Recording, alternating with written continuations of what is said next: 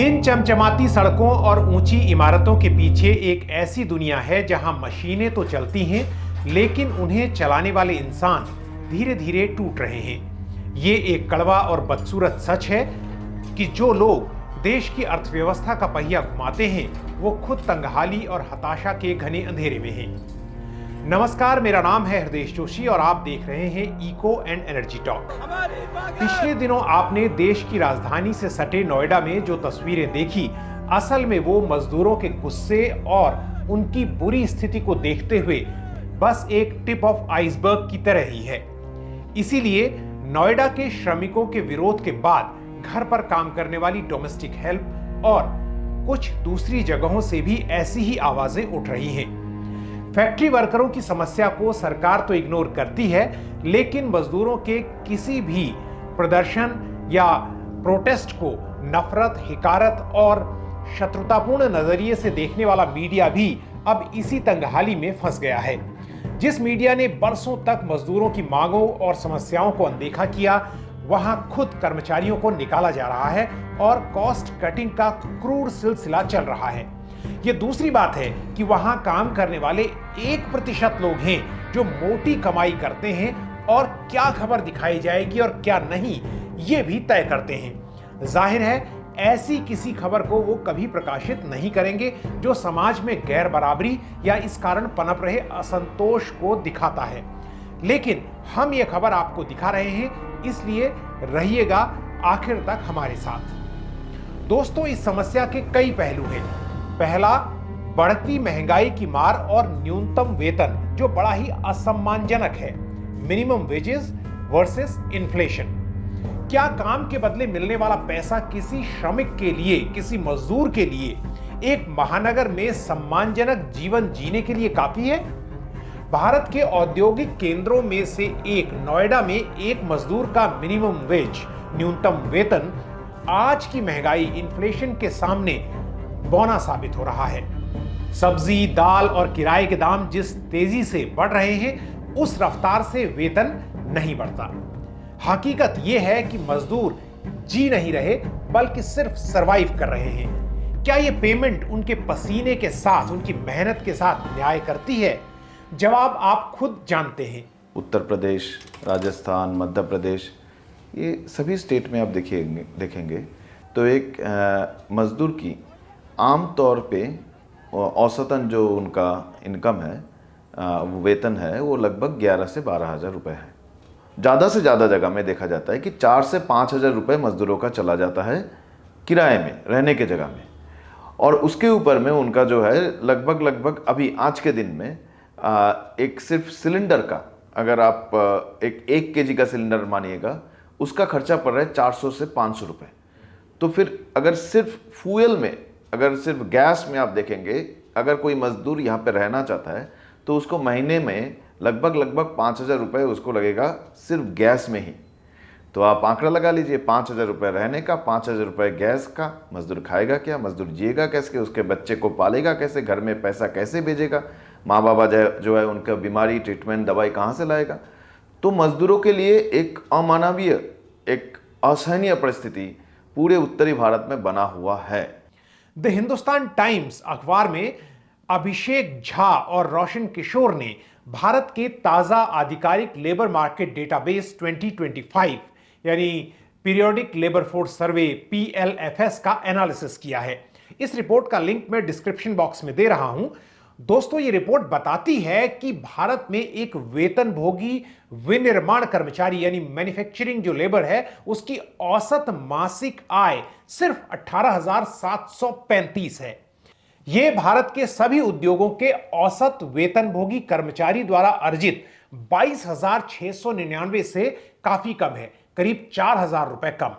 सर्वे का विश्लेषण यह बताता है कि मैन्युफैक्चरिंग सेक्टर में वेतन का स्तर इतना कम है कि केवल, ध्यान से सुनिएगा, केवल 22,500 की मासिक आय पाने वाला एक कर्मचारी अपने क्षेत्र के शीर्ष 20% यानी 20% सबसे अधिक वेतन पाने वाले कर्मचारियों में शामिल हो जाता है।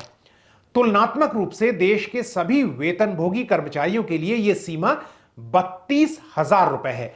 यानी 32,000 रुपए जिस श्रमिक या कर्मचारी को मिलते हैं वो टॉप 20% में आ जाता है। क्या मजदूरों के लिए काम के घंटे और काम की स्थितियां न्यायपूर्ण हैं? अक्सर कागजों पर 8 घंटे की ड्यूटी दिखाई जाती है, लेकिन असल में ये 12 से 14 घंटे तक खिंच ही जाती है। और काम की इंटेंसिटी, काम इतना कठिन है कि शरीर जवाब दे जाता है। असेंबली लाइनों में बिना रुके घंटों खड़े रहना और मशीनों की तेज रफ्तार के साथ शोर को झेलते हुए तालमेल बिठाना इंसानों को खुद एक मशीन ही बना देता है। मजदूर नेता अमरजीत कौर बताती हैं कि मजदूरों के लिए टारगेट पूरा करने का दबाव किसी मानसिक प्रताड़ना से कम नहीं माना जा सकता। बिल्कुल प्रताड़ना के बारे में ही है और इसीलिए 19th सेंचुरी में डॉक्टर्स ने कहा था कि 8 hours working, 8 hours rest and 8 hours for the family and layer. उसी से ही 8 घंटे के काम की लड़ाई शुरू हुई थी 1886 में, जो चिकागो में डेमोन्स्ट्रेशन हुआ था। तो हिंदुस्तान में भी वो लड़ाई चली थी और 1919 का पहला कन्वेंशन ही इसके ऊपर है, 8 आवर्स वर्किंग डे पे। तो इसलिए शरीर और दिमाग कितना आउटपुट दे सकता है, कितने घंटे दे सकता है, कितना प्रेशर झेल सकता है, ये तो मेडिकल फ्रेटर्निटी भी बता चुकी है। और इसलिए जो प्रेशर है, वर्क का प्रेशर है, वो भयंकर है। अभी पीछे एक बच्ची जो है एक इंस्टीट्यूट में मर गई थी, हेल्दी बच्ची थी, हैं, वो मर गई थी। सुसाइड केसेस हो रहे हैं, वर्क नहीं झेल पा रहे हैं और बढ़ रहे हैं, स्पॉन्डिलाइसिस के केसेस बढ़ रहे हैं और फिर मेंटल केसेस बढ़ रहे हैं, साइकोलॉजिकल प्रॉब्लम्स डेवलप हो रही हैं क्योंकि वर्क प्रेशर बहुत ज़्यादा है। This is inhuman. अब उस इनह्यूमन कंडीशंस को आप सुधारने की बजाय आप काम के घंटे बढ़ाने की भी बात कर रहे हो और ये कंपटीशन के नाम के ऊपर वर्क को आउटपुट इतना देना है, आउटपुट इतना देना है, ये करते हो। तो ये टोटली इनह्यूमन है। This is taking away workers को। आप फिर से गुलामी वाले दिनों में भेजना चाहते हैं, जो वर्कर्स के पहले गुलामी वाले दिन थे। 150 साल लड़के तो ये कानून बनाए थे जिन कानूनों को छीना जा रहा है। हर रोज इंडस्ट्रियल एक्सीडेंट बढ़ते जा रहे हैं। कल भी रायपुर के एक थर्मल पावर प्लांट में विस्फोट हुआ है, जहाँ पे अभी तक आंकड़ा कहीं पे बोल रहे हैं 10 वर्कर जल गए हैं। गर्मी के समय में आप दिल्ली के आसपास इलाके में देखेंगे, हर जगह में इंडस्ट्रियल एक्सीडेंट में लोग मरते हैं। 12 घंटा 13 घंटा वॉशरूम जाने का समय भी मजदूरों को नहीं दिया जाता है। वॉशरूम जाने के लिए 5 मिनट का समय है, अगर 10 मिनट वॉशरूम चला गया उसका पैसा काट लेगा। महिला वर्कर को वॉशरूम का इस्तेमाल करने के लिए भी पैसा देना पड़ता है। कैंटीन में परमानेंट वर्कर का कैंटीन में ठेका का मजदूर खा नहीं सकता है। कैंटीन में जो खाना देता है बोल रहे हैं कि कीड़े मकोड़े हैं खाने में। ये विषम परिस्थिति में असेंबली लाइन में खड़ा होगा तो खड़ा हो गया, 4 घंटा बाद सिर्फ 5 मिनट का ब्रेक मिलेगा, बाथरूम में जाएगा, फिर 4 घंटा खड़ा हो गया। 12 घंटा 13 घंटा सिंगल हाजिरी में वर्कर काम करते हैं। तो काम करने का जो स्थिति है, जो परिस्थिति है, वो मजदूर को जो है मतलब इंसान समझते ही नहीं है कि एक पीढ़ी जो है 20 साल काम करे, ख़त्म हो जाए, अगला पीढ़ी आ जाए। और अभी जो है ये ठेका प्रथा और ये लेबर को डालने के बाद जो ये फिक्स टर्म एम्प्लॉयमेंट, ये सब के चलते मजदूर को चूस के निगर के ख़त्म कर देना, स्क्वीज करके ख़त्म कर देने का एक व्यवस्था ये मालिक लोग और सरकार मिलकर चलाए हैं। कहीं पे भी कोई इंस्पेक्शन नहीं है, कोई प्रोटोकॉल नहीं है। दिन दहाड़े ये लूट, ये खून हो रहा है मजदूरों का। अब बात करते हैं सेहत और सामाजिक सुरक्षा के अभाव के बारे में, यानी health issues and lack of social security. इन कारखानों की धूल, शोर और रसायनों के बीच काम करने वाले मजदूरों को सांस की बीमारियां और मांसपेशियों की दर्द विरासत में मिलते हैं। सोशल सिक्योरिटी, क्या उनके पास पर्याप्त हेल्थ इंश्योरेंस है? क्या दुर्घटना होने पर कंपनी जिम्मेदारी लेती है? ज्यादातर मजदूर कॉन्ट्रैक्ट पर हैं, यानी use and throw, hire and fire की पॉलिसी अपनाई जाती है। न ईएसआई का सही लाभ मिलता है, न प्रोविडेंट फंड यानी पीएफ की सुरक्षा। पीरियोडिक लेबर फोर्स सर्वे का एनालिसिस हमें यह बताता है कि मैन्युफैक्चरिंग में लगे श्रमिकों के पास अक्सर बुनियादी रोजगार अधिकारों का अभाव ही होता है। केवल 16.5% श्रमिकों के पास रिटन कॉन्ट्रैक्ट, लिखित अनुबंध होते हैं और केवल 5 में से 1 कर्मचारी को सामाजिक सुरक्षा का लाभ यानी सवैतनिक अवकाश, पेड लीव जैसी सुविधाएं मिलती हैं। ऐसे में बीमार पड़ने का मतलब है कि नौकरी और कमाई दोनों से हाथ धोना, दोनों का चला जाना। मैन्युफैक्चरिंग सेक्टर में एक और बड़ा सवाल उठता है, उम्र जैसे जैसे बढ़ती है, उम्र बढ़ने के साथ खड़ी होने वाली दिक्कतें। 40 वर्ष से अधिक आयु के श्रमिकों के लिए मैन्युफैक्चरिंग जो सेक्टर है उसमें औसत मजदूरी उस आयु वर्ग के दूसरे कर्मचारियों जो दूसरे सेक्टर में काम कर रहे हैं उनकी औसत कमाई की तुलना में 20% कम है। यानी अगर उनको 100 मिल रहा है तो इनको केवल 80 रुपए ही मिलता है, और उम्र बढ़ने के साथ ही और कम भी हो सकता है।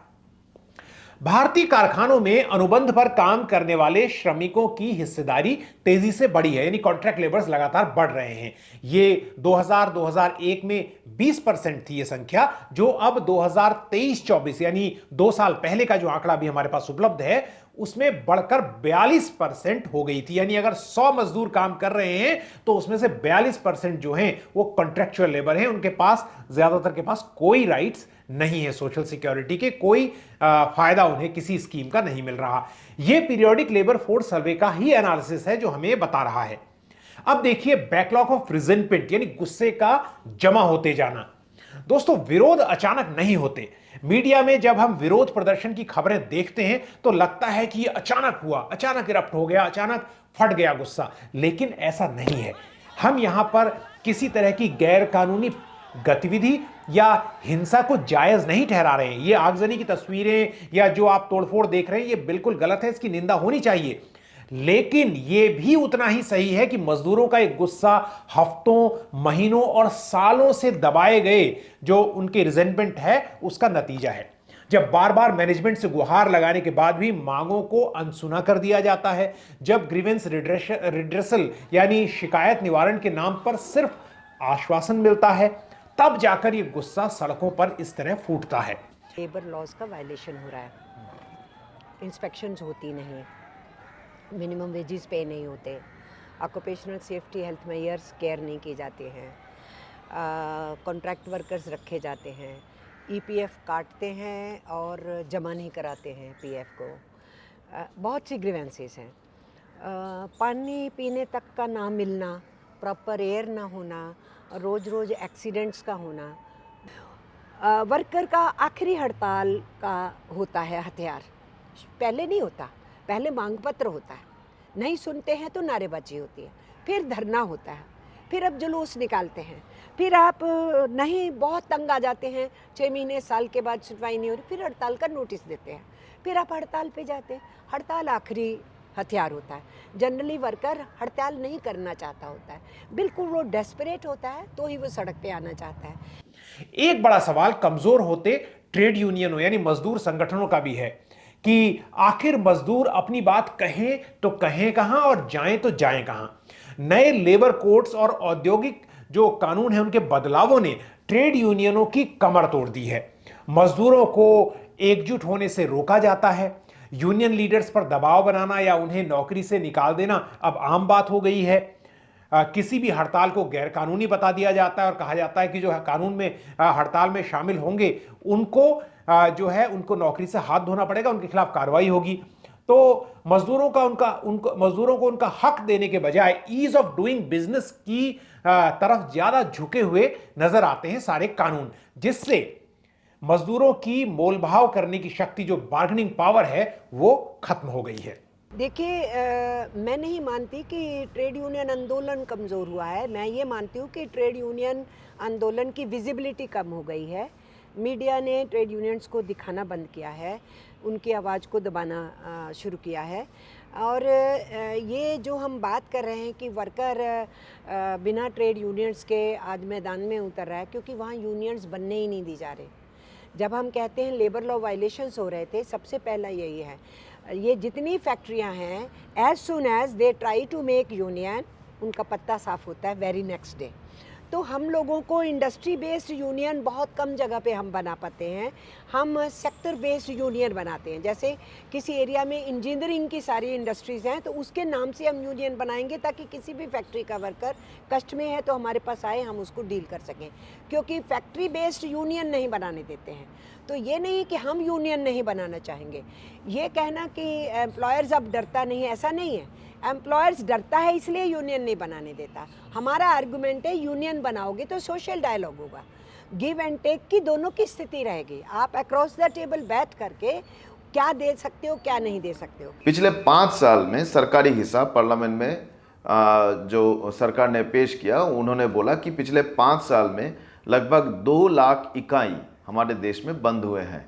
और पिछले 5 साल में हर साल में अगर देखेंगे कि इंडस्ट्रियल डिस्प्यूट रजिस्टर्ड वो लगभग 100 से नीचे है। तो 100 से नीचे इंडस्ट्रियल डिस्प्यूट रजिस्टर हो रहा है और लाख से ऊपर फैक्ट्री जो है बंद हो रहा है। इसका मतलब है फैक्ट्री बंद होने के साथ मजदूर संगठन का लड़ाई करने का, संघर्ष करने का कोई संपर्क नहीं है, बल्कि उल्टा है। आप ये नोएडा क्षेत्र में आप देख रहे हैं, ये मानेसर क्षेत्र में आप देख रहे हैं। यही घटना क्यों तमिलनाडु में नहीं घट रहा है, यही घटना क्यों कर्नाटक में नहीं घट रहे हैं? क्योंकि वहाँ पे मजदूर संगठित है, वहाँ पे वो लड़के थोड़ा यूनियन कर पा रहा है तो अपना वेज, अपना वेतन का मान, अपना जिंदगी का मान थोड़ा जो है उसको बढ़ा पाया है। यहाँ पे आप यूनियन नहीं करने देते हैं। यूनियन करने जाएगा तो उसको मारेंगे, पीटेंगे, अगला दिन काम से निकाल देंगे, यूनियन लीडर के ऊपर में केस डालेंगे, अगवा करके लेके जाएंगे। ये पूरा उत्तर भारत जो है एक यूनियन फ्री रीजन बना के रखे हैं सरकार मालिक पक्ष मिलके, और उसी के कारण से ये विस्फोट हो रहा है।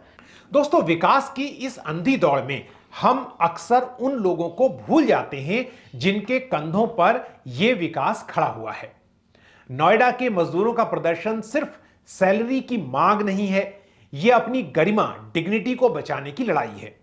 अगर देश को वाकई तरक्की करनी है तो कारखानों की चिमनियों के साथ साथ मजदूरों के चूल्हे भी सुकून से जलते रहने चाहिए। आप इस बारे में क्या सोचते हैं? नीचे कमेंट्स में हमें जरूर बताएं। अगर आपको वीडियो महत्वपूर्ण लगा तो जरूर दूसरे साथियों को भी भेजिए और इस चैनल को सब्सक्राइब करें। हो सके तो इसकी मेंबरशिप लें और कमेंट में सुपर थैंक्स के विकल्प के इस्तेमाल के जरिए हमें सहयोग करें। हम जल्द ही एक नए वीडियो के साथ फिर आपके साथ होंगे। तब तक के लिए नमस्कार, जय हिंद।